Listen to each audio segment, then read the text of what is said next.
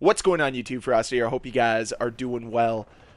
I know this is another video for today, but it's Season 1 of Modern Warfare 3. This is our first content drop, and I want to cover this a little bit more in depth and look at this from a technical standpoint as well. So let's go over all of the patch notes for Modern Warfare 3 Season 1. I've linked the patch notes from Charlie Intel down below in the description, and you can follow along with me.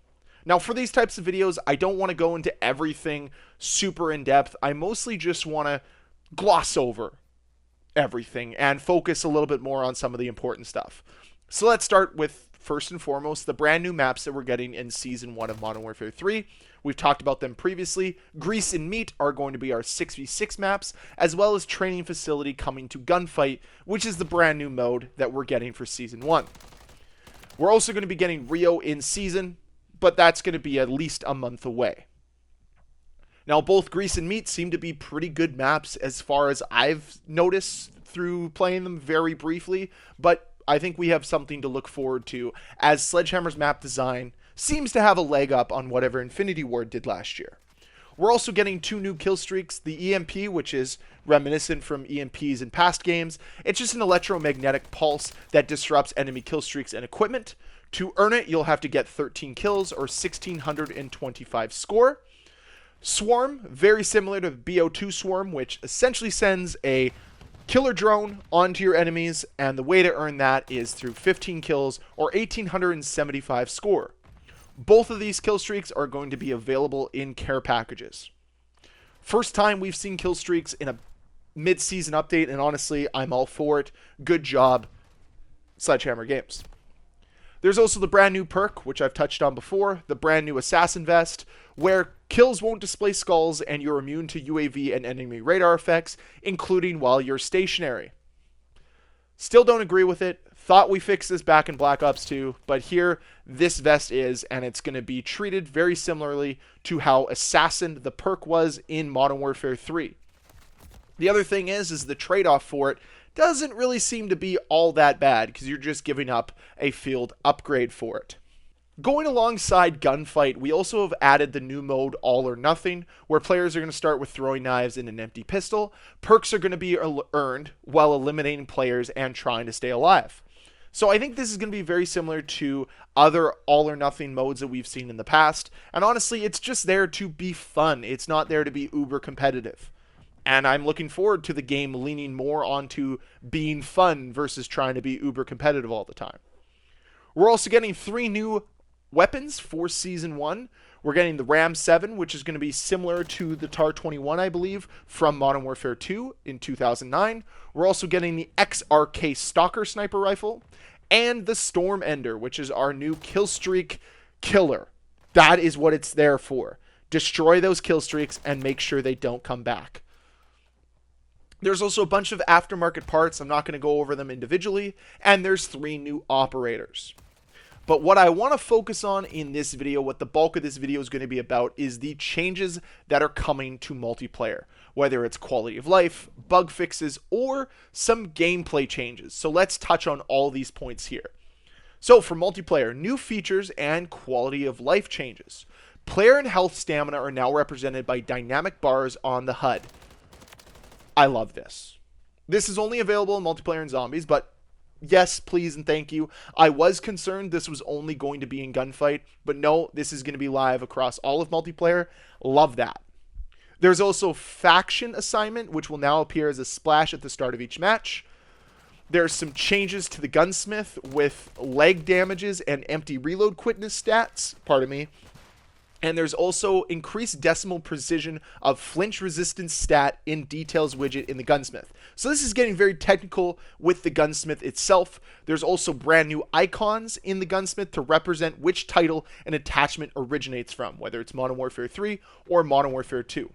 They also, and I love this change, reduce the volume of the multi-kill and metal splash sound effects. So it's not going to overwhelm you like it did. It's not going to feel like it's trying to push dopamine through your system. Now it's just going to exist as others used to. There's also a boatload of bug fixes here that address a lot of issues that I personally didn't experience, and you might not have experienced either. So honestly, if you're curious on the bug fixes, I would say go to the patch notes that are linked down below in the description and go find the bug fixes section. probably what you're looking for is in there. But this is the next part that I really want to focus on, which is some changes to the gameplay.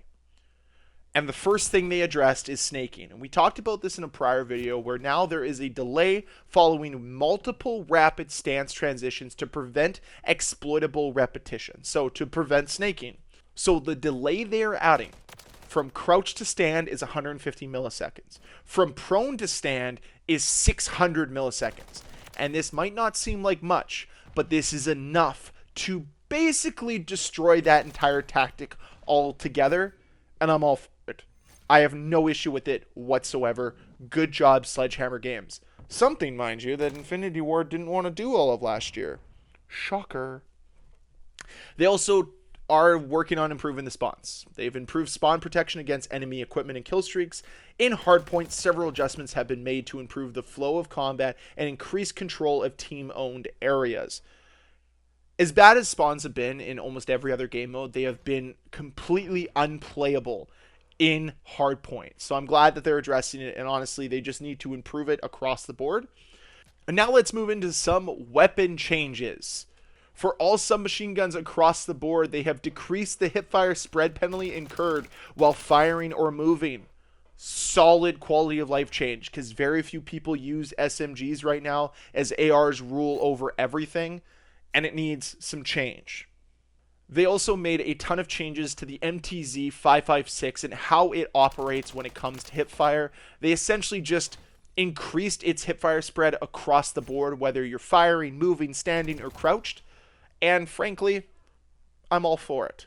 Now moving to the BASB, where damages have been changed only in semi-auto fire mode. So what this means is if you toggle your fire mode to shoot single shots, you will now get a 1.2x multiplier in lower and dorsal hits, and arm and hand hits will be a 1.35x multiplier versus their original base multipliers they had before.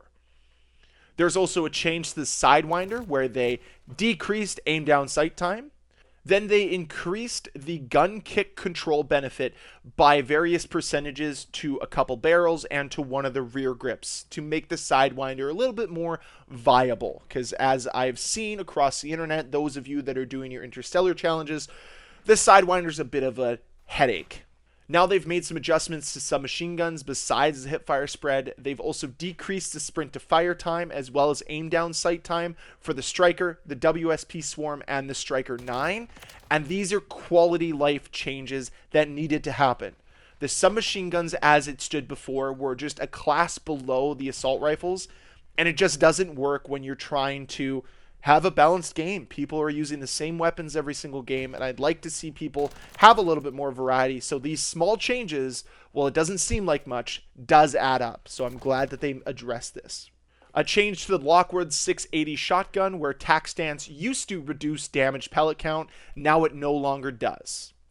A little change to the MCW 6.8. Now if you have the full auto conversion kit, and the 60 round drum magazine equipped, you'll no longer have a broken aim down sights animation.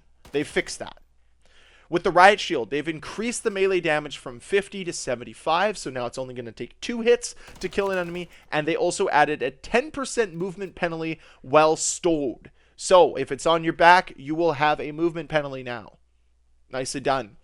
That sums up the majority of the changes to the weapon balancing in Modern Warfare 3. Yes, they made some slight changes to some of the weapon balancing from Modern Warfare 2 guns, but honestly, I don't really see a lot of those guns in the game like I thought I would. I was a little concerned that I would see more of it.